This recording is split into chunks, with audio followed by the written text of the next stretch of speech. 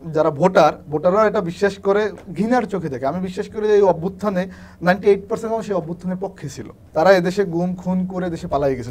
তাদের একই আসনে, ধরেন আপনার আসনেই আপনি প্রার্থী, আপনার অভ্যুত্থানের একজন সহযোগী সে প্রার্থী, বিএনপির প্রার্থী আছে, জামায়াতের প্রার্থী ধরে নিচ্ছে, যদিও তাদের এখন পর্যন্ত নিবন্ধন নাই, তাহলে তো ভোট ভাগ হবে, তাহলে সেটা আপনাদের জন্য তো খারাপ হবে। আমরা মনে করি বাংলাদেশের মানুষ আসলে পরিবর্তন বা পরিবারতন্ত্রটা দীর্ঘদিন দেখে আসছে, এ থেকে মুখ ফিরিয়ে নিয়ে নতুন কিছু চাচ্ছে।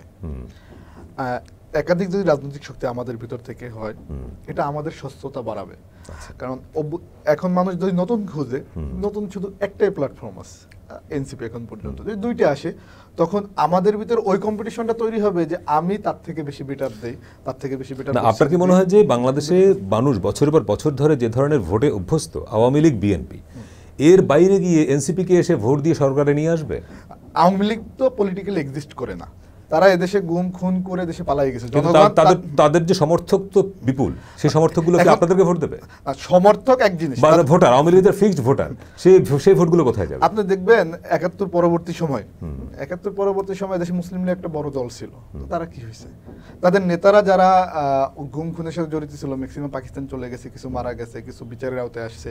কিন্তু জনগণ আসলে যারা ভোটার সাপোর্টারের জায়গাগুলো সে তো অপশন খুঁজবে, তখন স্বাভাবিকভাবেই সে অন্যদিকে যাবে।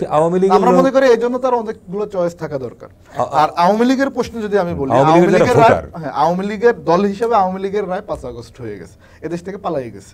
এবং এদেশের যারা ভোটাররা এটা বিশ্বাস করে ঘৃণার চোখে দেখে। আমি বিশ্বাস করি যে এই অভ্যুত্থানে 98% মানুষ এই অভ্যুত্থানের পক্ষে ছিল। সুতরাং ওই আওয়ামী লীগের যারা নর্মাল যারা ভোটার, তারাও রায় দিয়ে দিছে, কারণ রায় না দিলে তো তারা রুখে দাঁড়ানোর চেষ্টা করতো।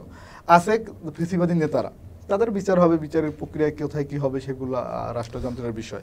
কিন্তু তখন আপনার কি অপশন লাগবে? এখন আমি যদি অপশনই থাকে যে বিএনপি জামাত এনসিপি, তখন তার জন্য একটু কঠিন হয়ে যাবে, কারণ একটা নতুন দল আসতেছে, বাকিগুলো তো সেই পুরাতন সিলসিলা করে আসছে। হ্যাঁ, পাকিস্তান যুগে তৈরি হওয়া আওয়ামী লীগ সে তো নাই, আপনার জামাত ইসলামের ব্রিটিশ যুগে তৈরি হয়, এবং তার আলোচিত সমালোচিত দুইটা দলই আছে, দুইটা বিষয় আছে। স্বাধীনতার সময় সে স্বাধীনতার বিরুদ্ধে ছিল, আবার ২৪-এ ৯০-এ সে পক্ষে ছিল। তো সেই জায়গা থেকে আমি মনে করি যে অন্তত দুইটা রাজনৈতিক দল যদি নতুন শক্তি থেকে থাকে, তখন জনগণের জন্য একটা সুবিধা হবে এবং আমাদেরও ট্রান্সপারেন্সি বাড়বে, আমাদের দায়বদ্ধতা বাড়বে। আর যেটা মুখোমুখির যে বিষয়টা বললেন, আমি তো মনে করি রাজনীতিটা বাংলাদেশে এরকমই হওয়া উচিত যে আপনি দেখবেন ইউএস নির্বাচনে ২ প্রেসিডেন্ট প্রার্থী ডিবেট হয়। হ্যাঁ, আমারও এটাই আমি মনে করি হওয়া উচিত যে একদম ইভেন বিএনপি আওয়ামী লীগ জামাত যে দ্বারা হলো প্রধান ৩-৪টা যে রাজনৈতিক দল থাকবে, অনেকগুলো দলের ভিতরে ৩-৪টার বেশি আসলে কখনোই থাকে না। প্রত্যেকটা আসনে আসনে তারা এক মঞ্চে থেকে জনগণের সাথে সংলাপ করা উচিত।